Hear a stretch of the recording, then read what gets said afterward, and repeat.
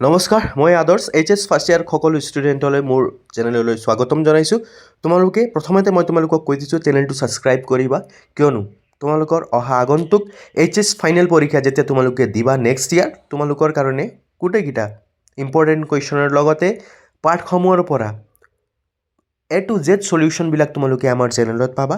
সেইকাৰণে তোমালোকে আজিয়েই আমাৰ চেনেলটো ছাবস্ক্ৰাইব কৰি থৈ দিবা, কিয়নো তোমালোকৰ এইচএছ ছেকেণ্ড ইয়াৰ এক্সামটো তোমালোকৰ ভবাতকৈ বহুত ভাল কৰিব লাগিব। ঠিক আছে, তোমালোকৰ যিহেতু এইচএছ ফাৰ্ষ্ট ইয়াৰ, তোমালোকৰ যিহেতু এক্সাম আহি আছে ফাইনেল এক্সাম, সেইবাবে তোমালোকৰ কাৰণে এটা মডেল কুৱেশ্যন পেপাৰ মই তোমালোকক প্ৰস্তুত কৰি দিছোঁ।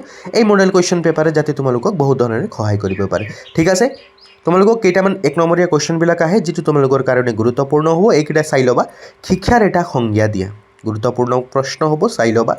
বি নম্বৰত তোমালোকে চাব লাগিব এমিলে গ্ৰন্থৰ লিখকগৰাকী কোন আছিল। ঠিক আছে, এনেকুৱা ধৰণৰ কুৱেশ্যনবিলাকে তোমালোকে পাঠৰ ভিতৰৰ পৰা দেখিবলৈ পাবা। যিহেতু তোমালোকে এক বছৰ ভালকৈ পঢ়া শুনা কৰা নাই, কিয়নো ফাৰ্ষ্ট ইয়াৰ ষ্টুডেণ্ট তেনেকুৱাই, তোমালোকে নহয় গোটেইকেইটা ফাৰ্ষ্ট ইয়াৰ ষ্টুডেণ্টে প্ৰায় ছাত্ৰ ছাত্ৰীয়ে পঢ়া শুনা ভালদৰে নকৰে। সেইবাবে তোমালোকৰ উপযোগীকৈ এটা মডেল কুৱেশ্যন পেপাৰ প্ৰস্তুত কৰি দিছোঁ। তোমালোকে যদি ইচ্ছা কৰা গোটেইটো তোমালোকে চাই ল'বা। আৰু এনেকুৱা ধৰণৰ কুৱেশ্যনবিলাক অকল এইটোৱেই নহয়, ইয়াত থকা এনেকুৱা ধৰণৰ কুৱেশ্যনবিলাক তোমালোক প্ৰায় চাই যাবা। ঠিক আছে, থাৰ্ড কুৱেশ্যনটো চোৱা, শিক্ষা মনোবিজ্ঞানৰ পিতৃ বুলি কাক কোৱা হয়। নেক্সট কুৱেশ্যনটো চোৱা, ডায়েটৰ সম্পূৰ্ণ ৰূপটো লিখা বা ডায়েটৰ কাৰ্যাৱলী তোমালোকে ভালদৰে চাই যাবা, সেইটো তোমালোকক সুধি দিব পাৰে। ঠিক আছে, ডেম'ক্ৰেচি এণ্ড এডুকেশ্যন নামৰ গ্ৰন্থখনৰ ৰচক কোন, গুৰুত্বপূৰ্ণ প্ৰশ্ন হ'ব। এফ নম্বৰ কুৱেশ্যনটো চোৱা, অমূল প্ৰত্যক্ষ কি, গুৰুত্বপূৰ্ণ প্ৰশ্ন হ'ব। আৰু নেক্সট তোমালোকে এনেকুৱা ধৰণৰ কুৱেশ্যন যিটো জি নম্বৰত দিয়া গৈছে, মনোবিজ্ঞান হ'ল প্ৰাণী মাতৃ আচৰণ প্ৰত্যক্ষ বিজ্ঞান, অৰ্থাৎ এইটো ঊৰ্ধ্বক্ৰমৰ ভিতৰত আছে, হয়নে? এনেকুৱা ধৰণৰ কুৱেশ্যনবিলাক তোমালোকক প্ৰায় দেখা যায় যে এই কথাষাৰ বা এই মন্তব্য কোনে দিছিল, তেনেকুৱা ধৰণৰ কুৱেশ্যনবিলাকত অলপ তোমালোকে ফ'কাছ কৰিব লাগে। ঠিক আছে, নেক্সট কুৱেশ্যন চোৱা, বাল্যকালটো ডেছ কাল বুলি কোৱা হয়। এইটো খালী ঠাই পূৰণ কৰা, তেওঁলোকক এনেকুৱা খালী ঠাই পূৰণ কৰাও তোমালোকে দেখা পাবা। সেইবাবে তোমালোকে এইকেইটা এনেকুৱা ধৰণৰ খালী ঠাই পূৰণ কৰা তোমালোকে ভালদৰে চাই দিবা। আই নম্বৰ কুৱেশ্যনটো চোৱা, অভ্যাসক ডেছ প্ৰকৃতি বুলি কোৱা হয়। ঠিক আছে, আৰু তোমালোকক কেইটামান শুদ্ধ অশুদ্ধও সুধি দিয়ে, তোমালোকে এইকেইটা চোৱা। প্ৰবৃত্তি এজন ব্যক্তিৰ আৰ্জিত গুণ, শুদ্ধ নে অশুদ্ধ লিখা। নেক্সট কুৱেশ্যন চোৱা, আত্মকাম প্ৰৱণতা হ'ল শৈশৱকালৰ বৈশিষ্ট্য, শুদ্ধ নে অশুদ্ধ লিখা। নেক্সট চাবা তোমালোকে স্কুল শব্দটোৰ মূল গ্ৰীক শব্দটো কি। ঠিক আছে, এনেকুৱা ধৰণৰ কুৱেশ্যনবিলাক তোমালোকে প্ৰায় চাই যাবই লাগিব। ঠিক আছে ছাত্ৰ ছাত্ৰীসকল, নেক্সট তোমালোকে চাব লাগিব কুৱেশ্যন নম্বৰ 2, যিটো আছে তোমালোকৰ প্ৰশ্নসমূহৰ উত্তৰ দিয়া, লগতে 2 মাৰ্কৰ কুৱেশ্যন। এনেকুৱা ধৰণৰ বহুত তোমালোকক সোধা যায়। ঠিক আছে, মই আকৌ এবাৰ কৈছোঁ চেনেলটো ছাবস্ক্ৰাইব কৰিবা, কিয়নো তোমালোকৰ কাৰণে উপযোগীকৈ ভিডিঅ'সমূহ কণ্টিনিউ আমাৰ চেনেলত আদৰ্শ পাঠশালা চেনেলত তোমালোকে এতিয়া পাই থাকিবা। তোমালোকে প্ৰথম কুৱেশ্যনটো চাব লাগিব, বাল্যকালৰ দুটা বৈশিষ্ট্য লিখা, সোধে তোমালোকক। ঠিক আছে, এনেকুৱা ধৰণৰ কুৱেশ্যন চাই ল'বা।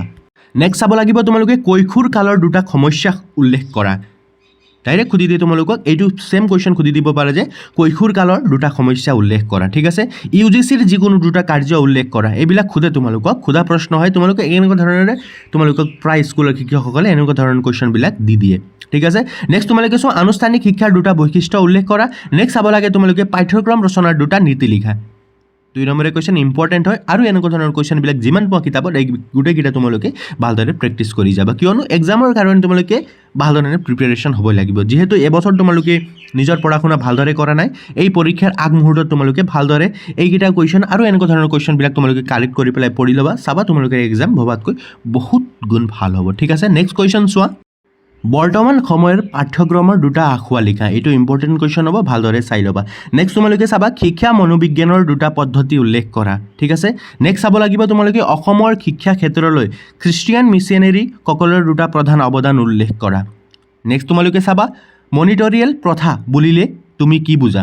ডাইৰেক্ট তোমালোকক ছেম কুৱেশ্যন সুধি দিব পাৰে যে মনিটৰিয়েল প্ৰথা বুলিলে তুমি কি বুজা। ঠিক আছে, ভালদৰে যিকেইটা টপিকসমূহ আছে যেনে মনিটৰিয়েল প্ৰথা আৰু লগতে অসমৰ শিক্ষা ক্ষেত্ৰৰ খ্ৰীষ্টিয়ান মিছনেৰীসকলৰ তোমালোকৰ টপিকটো হৈছে শিক্ষা মনোবিজ্ঞানৰ টপিকটো, তোমালোকে এইবিলাক তোমালোকে ভালদৰে চাই পেলাই যাবা। ঠিক আছে, নেক্সট তোমালোকে চাব লাগিব জৈৱিক বা আংগিক সংবেদন বুলিলে কি বুজা বা সংবেদন কি, ডাইৰেক্ট তোমালোকক সুধি দিব পাৰে। নেক্সট তোমালোকে চাব লাগিব সম্পূৰ্ণ সাক্ষৰতা অভিযান বুলিলে তুমি কি বুজা। নেক্সট তোমালোকে চাবা পাঠ্যক্ৰমিক কাৰ্যসূচীৰ দুটা প্ৰধান উদ্দেশ্য লিখা।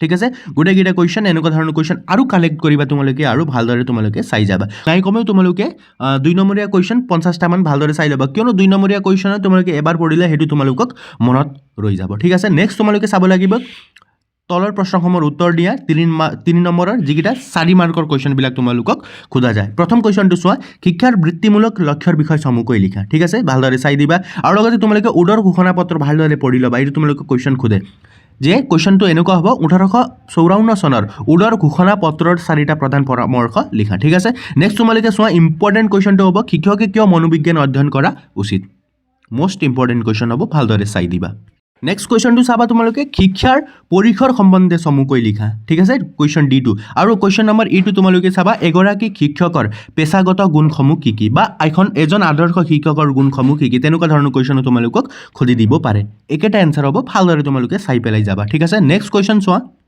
নেক্সট তোমালোকে চাব লাগিব মাদ্ৰাছাৰ ওপৰত এটি চমু টোকা লিখা আহি যাব পাৰে নেক্সট তোমালোকে চাবা সৰ্বশিক্ষা অভিযানৰ 4টা বৈশিষ্ট্য সৰ্বশিক্ষা অভিযানৰ ভালদৰে তোমালোকে চাই ল'বা পেৰাগ্ৰাফটো দিয়া আছে ধুনীয়াকৈ কিতাপত ভালদৰে পঢ়ি দিবা নেক্সট তোমালোকে চাবা ভাৰতত বুনিয়াদী শিক্ষাৰ বিফলতাৰ 4টা প্ৰধান কাৰণ লিখা ইমেইলৰ 4টা সুবিধা লিখা প্ৰায় 4 নম্বৰীয়া কুৱেশ্যন খোজা যায় ঠিক আছে নেক্সট তোমালোকে চাবা বেয়া অভ্যাস আঁতৰোৱাৰ 4টা উপায় আলোচনা কৰা নেক্সট 4 নম্বৰৰ হ'ব শিক্ষাৰ সমাজকেন্দ্ৰিক লক্ষ্যৰ বিষয় চমুকৈ লিখা অথবা কৈশোৰ কালৰ শিক্ষাৰ লক্ষ্য সম্পৰ্কে চমুকৈ লিখা গুৰুত্বপূৰ্ণ প্ৰশ্ন হ'ব চাই ল'বা ছাত্ৰ ছাত্ৰীসকল ঠিক আছে নেক্সট তোমালোকে চাব লাগিব সংবোধন কি সংবোধন আৰু সংবোধনৰ মাজত থকা 4টা পাৰ্থক্য লিখা নেক্সট তোমালোকে চাবা হাণ্টাৰ কমিশ্যন ইম্পৰ্টেণ্ট হ'ব হাণ্টাৰ কমিশ্যন ভাৰতৰ প্ৰাথমিক শিক্ষাৰ বাবে আগবঢ়োৱা 6টা পৰামৰ্শৰ বিষয় লিখা নেক্সট তোমালোকে চাবা ভাৰতৰ প্ৰাথমিক শিক্ষাৰ ক্ষেত্ৰত গোপাল কৃষ্ণ গোখলেৰ অৱদান বৰ্ণনা কৰা ঠিক আছে গোটেইকেইটা কুৱেশ্যন মই তোমালোকক এফালৰ পৰা দি দিলোঁ ভালদৰে এইকেইটা চাই ল'বা ৰিপিট কৰিছোঁ আকৌ মই একবাৰ ৰিপিট কৰিছোঁ যে